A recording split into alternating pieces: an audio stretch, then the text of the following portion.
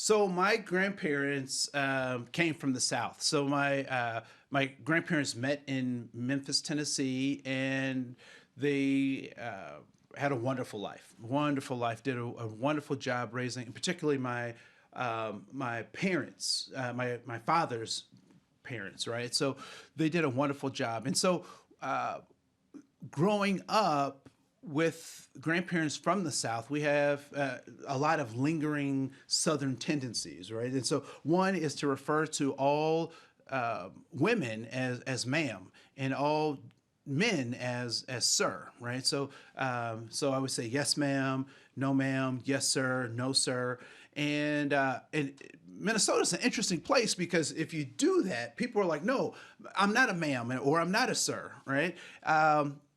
And so that ma'am and sir thing became was really slang in a sense for a more formal way of talking about folks that my parents and my grandparents used to use when they would refer to people. So and now you'll hear people say, if you refer to someone like as Mister, they'll say, no, that's not my dad. My dad is Mr. Johnson. I'm just Tom, right? You'll hear people say that or whatnot. And so I was thinking about the naming conventions that we have for people and how that's changed over time. And so I did a little bit of research because I was in a session and someone asked me about gender pronouns. They were like, well, why do we have to change gender pronouns, or why is that important?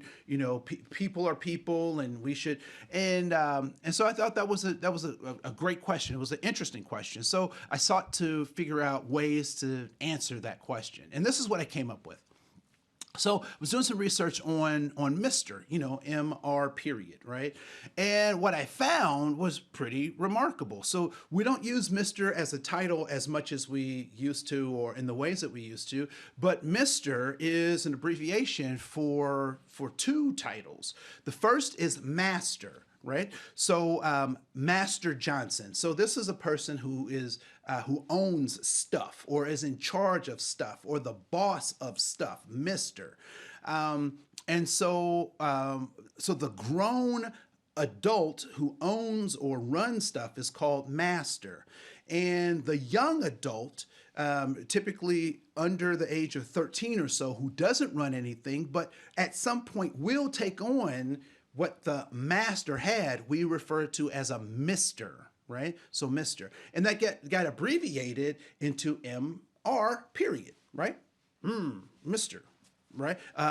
So I think that's interesting. What I also find interesting is that being a master meant that you own stuff. So if you owned a woman as your wife, she became, that's right, Mrs., right? Mrs.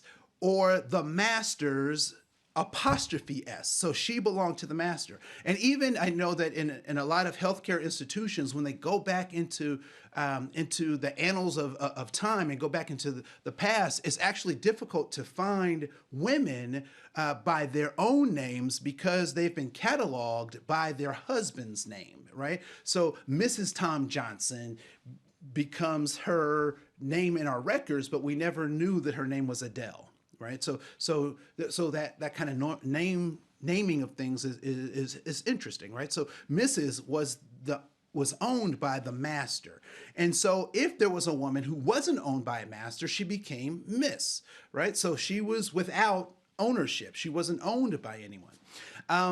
And then if there was a woman whose husband had died, or a woman that was feeling liberal, like she was never going to be a part of whatever, that's where we came up with the general Miss. So there's, MRS for Mrs., then there's MISS for the single woman who would at some point be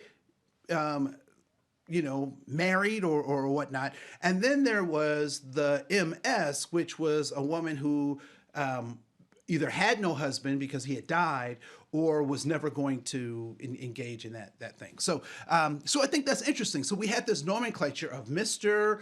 and Miss and Mrs. and all this kind of stuff.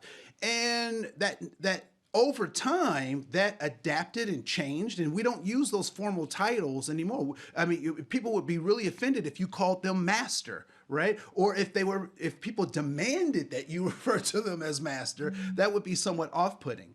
But we also recognize that, or what we should also recognize, is that the naming conventions around gender have to be much more nuanced, right? And so we know for biological procreation that there are two sexes that can actually produce a third person, right? So there's the male and the female.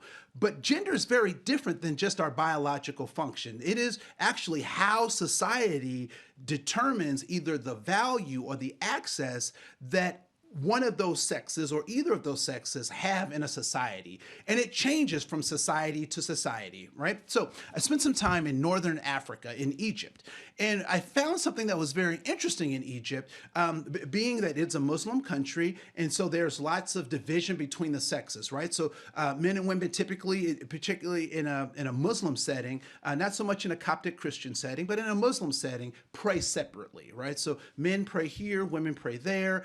In terms of outward affections, if folks are traditional Muslims, that you don't see any kind of interaction between males and females out in public at large, right? So there are people who are there are always exceptions, right? But at large, that's not necessarily something that I noticed while I was there, right? And so what I did notice though, there were lots of men who were doing really cool things. It was kind of interesting, right? So I was walking down the street and a guy I had met earlier wanted to be friends and we were talking and he put his arm around me.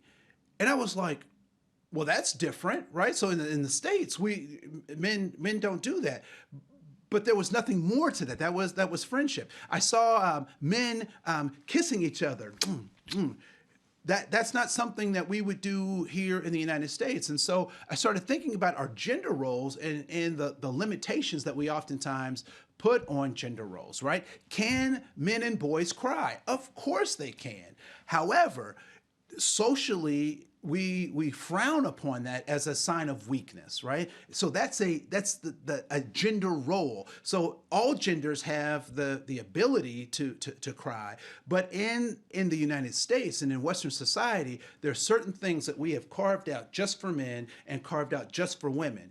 And so what about people who are gender binary or non-gender binary, right? People, what that means is people who are on the gender spectrum.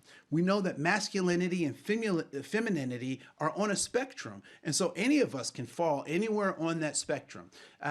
More often, masculine individuals fall on one end and feminine individuals fall on another, but we're all on a spectrum.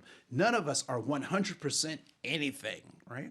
So that's important stuff to recognize as we talk about or think about how gender plays. And so when we talk about gender pronouns, he or she, what I think is very interesting is that there are lots of places that use gender in different kinds of ways. And so we have to be conscious of how and why we're using gender or gender roles. And so that we recognize that gender is on a spectrum and it's determined by the societies that we live in. And so as society develops, as we grow, as we learn more, we also have to expand how we think and talk about individuals. So the gender binary, it served a great way for us to move and talk and be in the world. But just as we've had to adjust this idea of master and Mr., we also have to recognize that there are other ways that we can also be or talk about gender. And so gender pronouns become important for people to be able to express themselves in ways that help them secure who they are. And so as we think about gender and gender pronouns, I want us to remember that gender is different than our sex, right? So the assignment that we have at our birth, gender is very different than that. That gender is determined by the culture and the context that we're in, and that gender is a fluid thing, and meaning that we're on a continuum and we can be anywhere along that continuum no matter what our sex is. So this is Andre Cohen. I want to say thank you for your time today, and we'll see you in the next set of trainings.